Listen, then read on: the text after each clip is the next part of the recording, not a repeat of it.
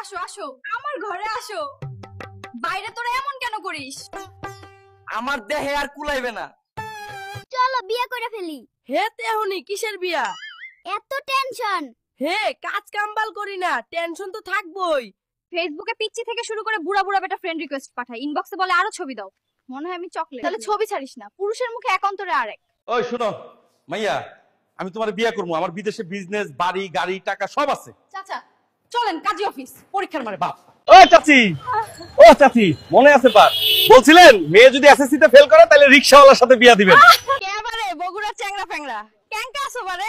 তোমাকে মোকামতলা সোনিয়া পাকুটি, আমি কি ভালো করে হাঁটিচ্ছি? আমাকে কি সুন্দর লাগিচ্ছে? কিরে ভাতিজারা, তোদের পাছায় হাত কেন? চাচা, গেছিলাম গোপালগঞ্জকে লাল করতে, তারাই আমাদের পাছা লাল করে দিছে।